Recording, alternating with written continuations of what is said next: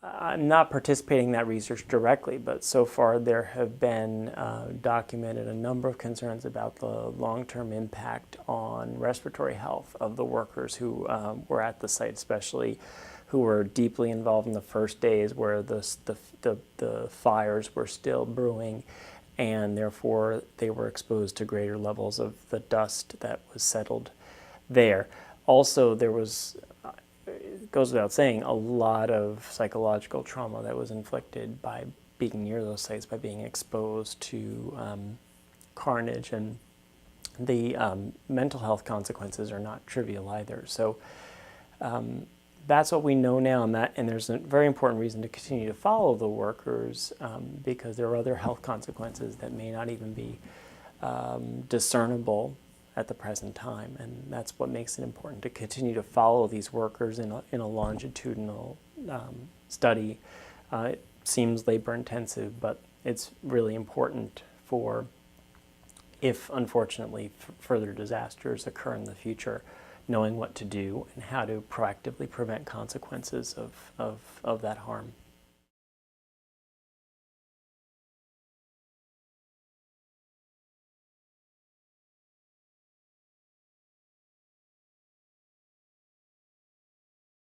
Well, obesity is largely a product of diet versus physical activity, and if you ingest more calories than you eat in, generally speaking, that excess caloric density has to go somewhere in the body. But increasingly we're finding it's more complicated than that. The physical environment plays an important role in shaping how one has an active lifestyle. If you're forced to walk to work, walk upstairs, that will enhance your energy consumption and also potentially keep you in better cardiovascular health for other reasons and be of great benefit. But what's emerging as well is that certain chemical factors in the diet and in the environment may, an emphasis on may, because the evidence is emerging rather than definitive, play a role in influencing how the hormones in our body react to certain dietary loads and thereby result in deposition of excess calories into fat as opposed to consumption in other pathways. The chemicals of potential concern are called endocrine disruptors. They're hormone-like chemicals. Some of them include the plasticizers, phthalates. Bisphenol A has been in the news quite a lot. It's thought that bisphenol A might or might not contribute to increased risk for obesity as well. There are also certain brominated flame retardants called PBDEs, long name, short acronym, that may also play a role in obesity and cardiovascular risk, especially in adults. But it's important to say that the evidence is emerging, and that's why I'm delighted to be working on a large-scale children's health study called the National Children's Study that will follow 100,000 children nationally from before birth, even before conception, all the way to age 21, where we'll be looking at the preventable and environmental factors that are contributing to these conditions. No study has been ever pursued on that scale. A study of 400 and 500 can take you so far in examining one or two risk factors all the same, but obesity is a very complex multifactorial disease and condition process where you have diet, you have physical activity, you have the physical environment, you have the chemical environment, you have healthcare delivery, and you have all of these other factors contributing, along with genetics, to produce health or relative unhealth in a particular person. And for a condition like obesity, it's critically important that we examine it in a comprehensive way. So that's why I think it's important to point out that it's emerging evidence above all before we jump to conclusions at this point.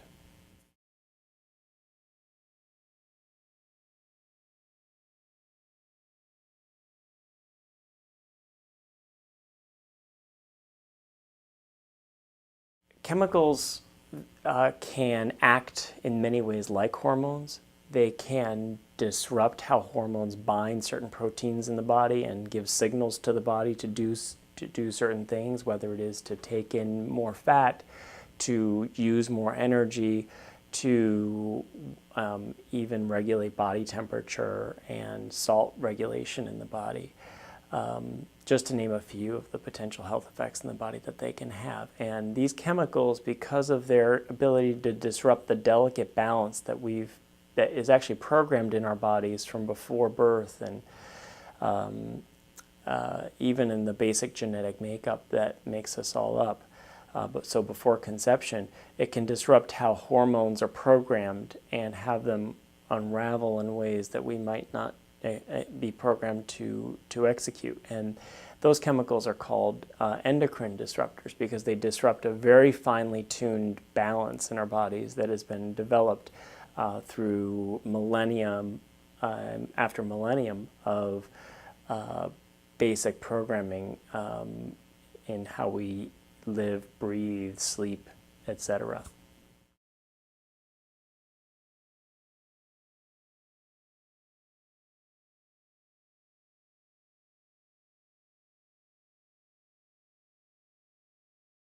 The National Children's Study is still in its early phases. It is a large-scale, ambitious project that endeavors to follow first women and their partners in before pregnancy begins, ideally, but at least during early pregnancy, and assess the parents and the child multiple times during early life, and then follow those children all the way through age 21. To do that in actually a population that can inform national policy, which is of great interest to me, the sample of women and children and parents that needs to be recruited needs to be representative in some way of American life. That's a basic pretext for a lot of surveys and even the census today. And one of the approaches that has been taken at first is to try to recruit in a similar way for the National Children's Day to the census, which is basic knocking on doors and saying, "Hi, how are you? You don't know me. I'm from Mount Sinai School of Medicine, and we want to recruit women of childbearing age for the National Children's Study." As you can imagine, in an urban place like New York City, that's not as easy as one might think. And frankly, even in rural places, suburban places, that's equally complex for various different reasons. In New York, it tends to be due to diversity, language, concerns about immigration, just to name a few things. In rural America, it may just be an unwillingness to deal with a foreigner, someone who is unusual looking or unusual acting, and some might be concerned about the 25-year nature of a study like that. All of those reasons have presented interesting challenges as we ramp up from starting at 7 first and then 37 pilot locations across the country, and then ramping up the protocols so that we optimally get the right mix of depth and breadth in the study and make sure we actually can do it in a way such that we don't have 20,000 participants instead of 100,000 at the end. That's equally important, because the key, even though it's important, you get a lot of information from following 100,000 children during very early life and getting them maybe once or twice in the study. The real value and the real reason why $3 billion is planned to be spent on the study is to have that treasure trove of data across multiple points in the lifespan. And to do that right takes the right experience and perspective. And no one's ever really coupled a survey design with a massive longitudinal study like this. So I see this as a necessary phase in tinkering with the study, and I don't even think tinkering is the right word, really working out all of the bugs so that when we go live, taxpayer dollars are spent extremely wisely, and the value will be 20 or 30-fold greater than the expense up front in completing such a study.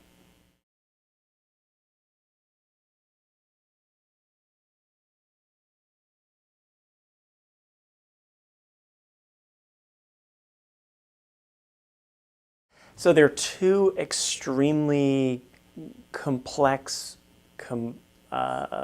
issues with the National Children's Day that make it special. Not only are we trying to look at an exposure that occurred, let's say, during the prenatal period, and then an outcome that occurred later in life, we're also looking at all of these other factors that may or may not also influence the outcome at that same time point.